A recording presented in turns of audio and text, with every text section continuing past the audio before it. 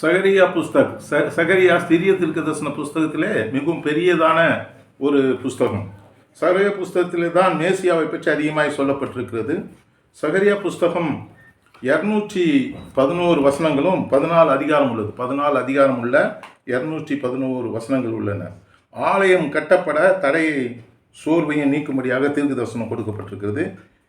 சகரியா என்றால் யெகோவா நினைவு கூறுகிறார். யெகோவா தேவனால் நினைவு கூறப்படுகிறவன். யெகோவா நினைக்கிறார். கர்த்தர் நம்மை நினைக்கிறார், நம்மை ஆசீர்வதிப்பார் என்று சொன்ன சங்கீத புஸ்தகத்தின் வசனங்கள் தான் எனக்கு ஞாபகம் வருகிறது.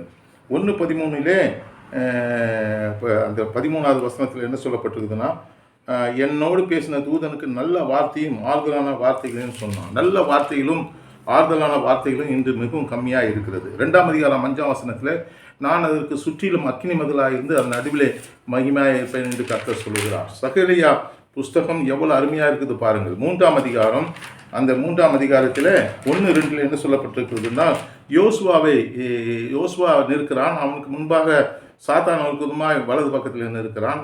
இப்படிப்பட்டதான ஒரு போராட்டங்கள் அங்கே இருக்குது. யோசுவா என்றால் அழுக்கு வஸ்திரம் தரித்தனாய் என்றால் பரிசுத்தமாக இருக்க வேண்டும். பரிசுத்தமாக இல்லை என்றால் சாத்தான் அந்த இடத்துல வந்து நிற்பான். சகரியா 2:8 என்ன சொல்லப்பட்டிருக்கிறதுனால், உன்னை தொடுகிறவன் என் கண்மணியை தொடுகிறான். சகரியா 2:8 என்ன சொல்லப்பட்டிருக்கிறது என்றால், இப்படிப்பட்டதான வார்த்தைகள் இதில் இருக்கிறது. என்ன 2:8 உன்னை தொடுகிறவன் என் கண்மணியை தொடுகிறான் என்று சொல்லப்பட்டிருக்கிறது. சகரியா 3ஆம் அதிகாரம் 3ஆம் வசனத்திலிருந்து அந்த அவனுடைய அந்த யோசுவாவை நல்ல சிரசை அவனுடைய தலையிலே கிரீடங்களை சூட்டி அவன் சுத்தமான வஸ்திரங்களை தடுப்பித்து அவனை நிற்க வைக்கிறார்கள். ஆகினாலே கர்த்தர் சொல்கிறார்களா, நான் உன்னை பரிசுத்தமாக்குகிற கர்த்தர். 4:6 என்ன சொல்லப்பட்டிருக்கிறதுனால், என்னுடைய ஆவியினாலே ஆகும், பராக்கிரமத்தினாலும் அல்ல, பலத்தினாலும் அல்ல, பராக்கிரமத்தினாலும் அல்ல, என்னுடைய ஆவியினாலே ஆகும், பெரிய பழுவதை நீ எம்மாத்திரம் பூமியாவாய். 4:10 அற்பமான ஆரம்பத்தின் நாளை யார் அசட்டை பண்ணக்கூடும். 7:2 என்ன சொல்லப்பட்டிருக்கிறது என்றால், 7:12 அதெல்லாம் நான் கூப்பிடும்போது அவர்கள் எப்படி கேளாமல் போனார்கள், அப்படியே அவர்கள் கூடும்போது நானும் கேளாது இருப்பேன். 8:19 என்ன சொல்லப்பட்டிருக்கிறது என்றால், 8:19 சத்தியத்தையும் சமாதானத்தையும் செய்யுங்கள் என்று கர்த்தர் சொல்கிறார். உபவாசம் என்று சொல்கிறார்கள். ஆனால் கர்த்தர் என்று சொல்கிறார், சத்தியம் சமாதானம் சிநேகிங்கள் என்று கர்த்தர் சொல்கிறார். 8:21-22 கர்த்தரை தேட தீவிரியுங்கள். அந்த உபவாசத்தோடு விண்ணப்பத்தோடு கர்த்தரை தேடுகிற சமூகத்தில் விண்ணப்பத்தில் அவன் தேட வேண்டும்.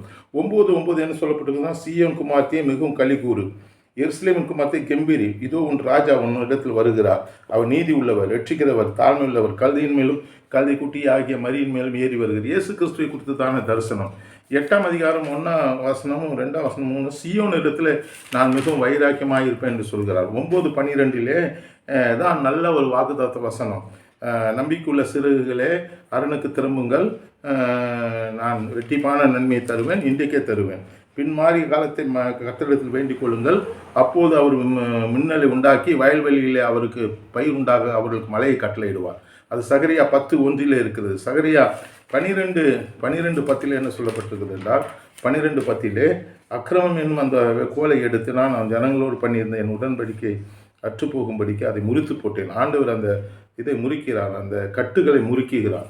ஆண்டவர் தான் இவற்றெல்லாம் செய்ய முடியும். நான் 14:21 என்ன சொல்லப்பட்டிருக்குதுன்னா, கர்த்தருடைய ஆலயத்தில் யாதொரு கானானியனும் இனி இருப்பதில்லை. இப்படி தான் சகரியாவின் புஸ்தகங்கள் என்ன சொல்லப்பட்டிருக்கிறது. எல்லாவற்றிலும் நல்ல ஆராய்ந்து அறிந்து நல்ல புஸ்தகமாக இது இருக்கிறது. இந்த சகரியா புஸ்தகத்தினுடைய ஆசீர்வாதங்கள் உங்கள் மீது வந்து தங்குபடியாக நான் சொல்கிறேன். அந்த சகரியா புஸ்தகத்தின் ஆசீர்வாதங்கள் உங்கள் மீதும் உங்கள் பிள்ளைகள் மீதும் உங்கள் குடும்பத்தின் மீதும் வரும்படியாக உங்களை நான் வாழ்த்துகிறேன். சகரியா புஸ்தகம் ஒரு நல்ல புஸ்தகம். சகரியா புஸ்தகம் வாக்குத்தத்தம் நிறைந்த புஸ்தகம். சகரியா புஸ்தகம் இயேசுவை பற்றி சொல்கிற புஸ்தகம். சகரியா புஸ்தகத்திலே ஆண்டவர் கர்த்தர் என்ன செய்ய நினைக்கிறார், அந்த ஆலயத்தை சீக்கிரமாய் கட்ட வேண்டும், தடைகளெல்லாம் உடைக்கப்பட வேண்டும் என்று சொல்கிறார். ஆகினால எனக்கு அருமையானவர்களே, நாம் சகரியா புஸ்தகத்தை படிப்போம்.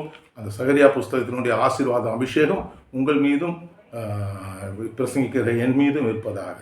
God bless you.